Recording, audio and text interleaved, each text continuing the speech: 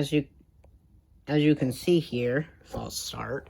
I did some work on the dragline, but sad news, the stripping shovel broke. I was carrying it the other day by its carry handle, which would be this or this. I was carrying it by this. Then all of a sudden, the entire bottom just dropped into the yard. So I had to pick up all the pieces. It just fell apart. These are some of the pieces. It was unsalvageable, and I couldn't rebuild it, and I didn't want to take the time that day. So, as you can see, I've salvaged the bucket mechanism and all that for the future. But as of right now, I do not have a stripping shovel, which is very sad for me. But good news is, I did a little work on the bucket with some pieces from the shovel, and I got new teeth.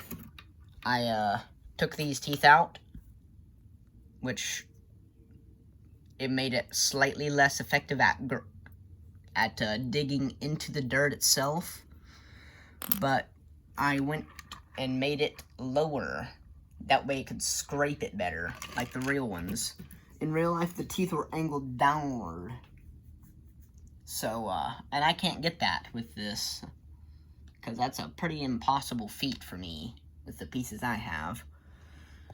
My bucket is pretty heavy, and it's pretty oversized for the size of that. So, right now it ain't really a good bucket, but, well, it is a great bucket. It's better than the previous bucket, which was about the size of, was about that big. Half the size of this.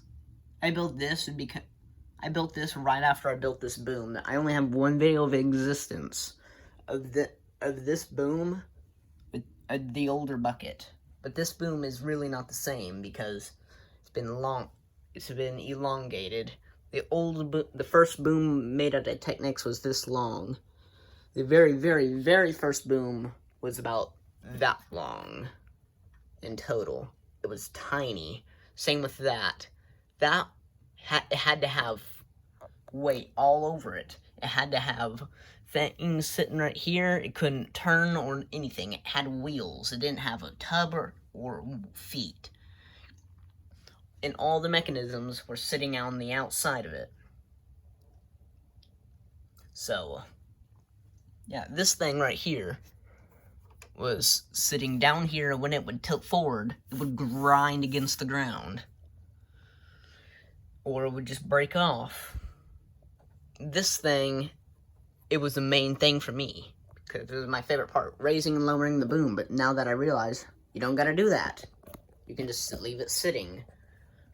So, I haven't done that, so that's just low maintenance.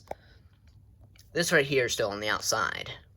It still goes up and down.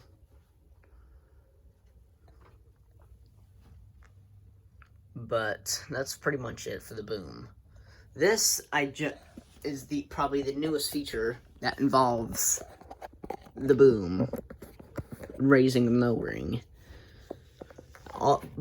Way before, it was just this going up and going on to the boom, lifting it.